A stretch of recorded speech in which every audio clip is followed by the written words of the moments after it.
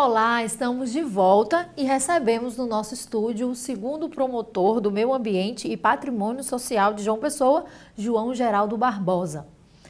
Promotor, seja muito bem-vindo ao nosso estúdio. Muito obrigado pela oportunidade e estou à disposição de vocês. Promotor, existem vários órgãos de preservação do patrimônio histórico. Por exemplo, a promotoria. Nesse caso, qual a função dela? Olha, a Promotoria de Proteção dos Direitos e Defesa do Patrimônio Histórico e Cultural de João Pessoa, certo? Ela tem a função primordial exatamente de exercer uma fiscalização efetiva sobre a atuação dos órgãos que têm essa competência por questão de lei, certo? Para essa proteção, como por exemplo, o IFAEP, o IFAM, certo? Em função do próprio Poder Executivo Municipal e Estadual no que diz respeito às suas secretarias de cultura, o COPAC, a COPAC a nível de município, certo? Porque esses órgãos e esses gestores públicos, eles têm funções e têm obrigações, certo? E atribuições legais que devem ser compromissados para poder possibilitar a defesa desse patrimônio histórico e cultural, no caso do município de João Pessoa, que eu represento. O âmbito da representação da segunda promotoria da capital é exatamente o município de João Pessoa, certo? Então, neste patamar é que nós exercemos as nossas atribuições. E a visão maior nossa é exatamente tentar resgatar toda esta gama de omissões e de descompromisso existente ao longo desse tempo praticadas pela omissão desses gestores públicos, municipais e estaduais, e destes gestores de órgãos como IFAEP e IFAM, fazendo aqui um parênteses na atuação presente, ou seja, atual, do IFAEP na pessoa da doutora Cassandra, que vem, certo, sem nenhuma missa de corpo presente, demonstrando um compromisso, um interesse maior, desenvolvendo um trabalho mais obstinado, mais comprometido com a função que ela exerce, sem ser meramente aquele gestor que se senta, recebe uma gratificação e não faz nada. Nós sabemos que desde 2012 a promotoria vem realizando um trabalho em relação ao patrimônio histórico de João Pessoa. Como anda a situação do nosso patrimônio histórico? Olha, desde que eu ingressei na segunda promotoria do meio ambiente da capital, que tem essa atribuição, que passou a ter essa atribuição, que essas atribuições referente à preservação do meio ambiente, no que diz respeito a recepcionar o patrimônio histórico e cultural, eram atribuições das promotorias do patrimônio público da capital. Depois passou para a primeira promotoria do meio ambiente. E só há 2 anos é que passou para a segunda promotoria do meio ambiente, cujo titular sou eu. Então, veja bem, eu não sou gestor, certo? E eu não sou autor de nenhum milagre, certo? Mas eu ganho para trabalhar e isso eu tenho certeza que toda a sociedade sabe que eu faço. Não é nenhum favor, é uma obrigação. Porém, o que é que acontece? Dificuldades são inúmeras, certo? Mas mesmo assim a gente tem feito desafios. Nós temos entrado com diversas ações, fizemos o que eu chamo de desafio maior, que é o investimento que eu chamo em termos de cultura propriamente dito, que foi modificar aquela ideia de como era visto o Ministério Público, como uma espécie de assessor do IFAEP, de assessor do governo do Estado, de assessor do município, certo? Eu inverti essa situação. Eu chamei esses órgãos e mostrei, vocês é que são criados por leis, vocês não podem causar uma improbidade de serem financiados, custeados pelo Estado e não cumprir o que têm de cumprir e mandar para o Ministério Público fazer papel, certo? Que é de vocês. O Ministério Público não é Procuradoria do Estado, não é Procuradoria do município, certo? Então passei a exigir de que o IFAEP e o IFAM entrassem com suas ações competentes, certo? Na hora em que o IFAEP e o IFAM não entram com ação e que o Ministério Público do Estado da Paraíba passou a ingressar com algumas ações, passou a ingressar tendo no polo passivo o próprio IFAEP, o próprio Estado, a própria COPAC, que é o órgão de defesa do patrimônio histórico do município, certo? Por quê? Porque eles entravam como réu em função da sua omissão de não cumprirem com a atribuição que é prevista em lei. Ou seja, o Ministério Público não é substituto processual de ninguém. Então, eu digo que isso é um investimento cultural porque há mudança de cultura, há mudança de pensamento, há mudança de comportamento, certo? Se modifica aquilo que eu chamo de vício para se fazer o que é legal, é o que está previsto na lei. E aí sim o Ministério Público ter tempo para fazer outras atribuições que são também legais, certo? E que dizem respeito, sim, às suas atribuições e não à dos outros. Então, neste patamar, a doutora Cassandra, como eu voltei a dizer, quando assumiu o IFAEP, certo, há cerca aproximadamente de, acho que 1 ano, certo, ela esteve no meu gabinete e pediu que eu suspendesse a continuidade dos ingressos das ações civis públicas onde o IFAEP estava constando no polo passivo, tendo em vista que ela reconhecia que o Ministério Público tinha razão e que pediu o prazo de 30 dias para dali por diante o IFAEP entrar com as ações, certo, que eram da obrigação. E me provaram, dentro de 30 dias, me apresentaram cerca de 15 ações, eu já tinha ingressado com 17. Então é o que eu chamo de colocar o ponto no is, certo? Então, nós temos hoje 17 ações ingressadas por mim, sem contar com a ação de inventário, mas contra proprietários de patrimônio tombado, com preservado, contra o Estado, contra o próprio IFAEP, certo? E temos hoje ações ingressadas pelo próprio IFAEP, onde o Ministério Público funciona como um fiscal da lei na questão do interesse público, certo? E na questão do acompanhamento. Promotor, a promotoria ingressou com uma ação civil pública pioneira no país, que tratava do inventário dos bens históricos.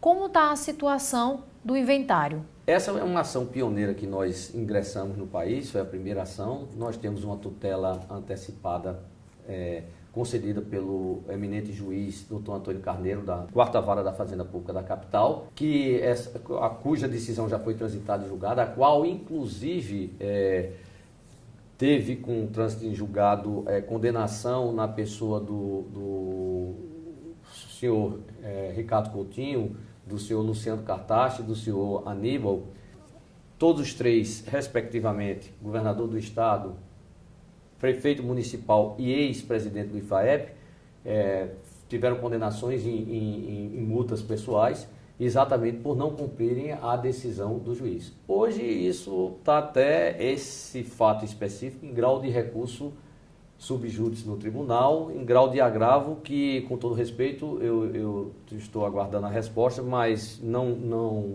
percebo muito o entendimento jurídico, tendo em vista que é uma matéria, inclusive, transitada e julgada. Mas a gente aguarda o entendimento, certo, do Poder Judiciário do Estado da Paraíba. Mas o inventário efetivamente não vem sendo ainda também cumprido, certo?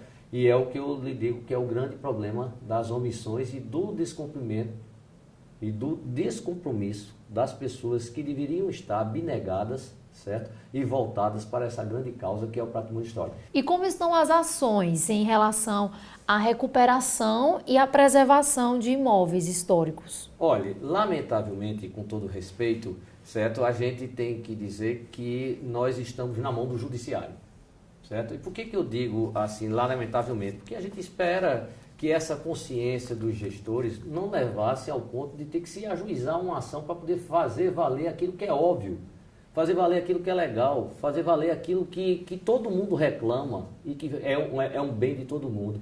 Mas eu acredito muito, mas não acredito só para a questão do patrimônio histórico e cultural do nosso Brasil, não. Em todos os assuntos, em todas as esferas, eu acredito que o nosso judiciário ainda vai dar a grande resposta ao Brasil, certo? Porque é dele que nós aguardamos decisões de todas as esferas. Mas nós vemos assim, mais precisamente, que é o nosso assunto, a questão do patrimônio histórico, e fica muito sentido, muito triste, que assistimos, por exemplo, na eleição passada, aquela casa da deputada Pessoa, certo? Que ela tem tombamento, 2 tombamentos, tem tombamento de estrutura e tem tombamento de paisagismo, certo? Ocupada pelo o comitê partidário do irmão do prefeito, o candidato a senador, Lucélio Cartacho, totalmente desfigurado de patrimônio histórico, e nada foi feito. Eu fui pessoalmente à Justiça Eleitoral e fiz uma denúncia, assinei como cidadão, João Geraldo Carneiro Barbosa, certo? E a coisa foi até o final, até eles terminarem a campanha, terminar a eleição, tudo isso aí está lá. Quem passava por lá, a única coisa que não sabia é que aquilo ali era um bem histórico, tombado, com preservação, certo? Não desconheço qualquer multa do IFAEP ou do IFAM, qualquer tipo de ação por parte do órgão de proteção do município, da COPAC, Não conheço nenhuma determinação, certo, do próprio partido que tenha recuado nesse sentido. Quer dizer, a gente fica triste, lamenta, tá entendendo? Mas é essa a realidade que a gente vive do patrimônio histórico. Mas mesmo assim eu não me quedo, certo? Certo? Eu não me calo, certo? Porque eu acho que a gente deve lutar, cada um deve fazer a sua parte, certo? E o patrimônio histórico e cultural está aí e ele vai continuar.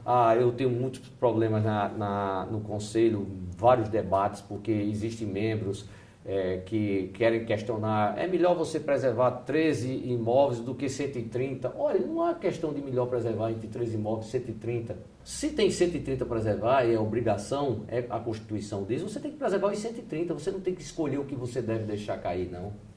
Certo? Se não tem dinheiro, certo, para se preservar patrimônio histórico, com certeza é porque não se tem dinheiro para se fazer propaganda política. Certo? Mas eu não posso agir sozinho, eu tenho minhas limitações, mas acredito muito nos promotores do patrimônio público, que podem cercar por esse outro lado. Quais são os principais problemas enfrentados pelo patrimônio histórico? O maior problema que eu vejo hoje é exatamente a omissão dos órgãos competentes e a ausência quase que total de um compromisso maior com aquilo que a Constituição determina, que é a obrigação do gestor público municipal e estadual de fazer preservar. Então a gente se depara com as mais variadas formas de cantigas, usando um termo cultural, certo? De discursos, certo? Usando um termo político, certo? Quando você se depara com comentários como, não, porque o Estado está soberbado, não, porque tem que se compreender. Olha, a questão fecha no sentido, o patrimônio está entre a responsabilidade do proprietário, certo? Do Estado, através dos seus órgãos de proteção, certo? E do cidadão como grande fiscalizador de tudo. E o judiciário para contemplar essas ausências, através dessas omissões, fazer valer a lei. O grande problema é que a gente não tem o proprietário preservando, certo?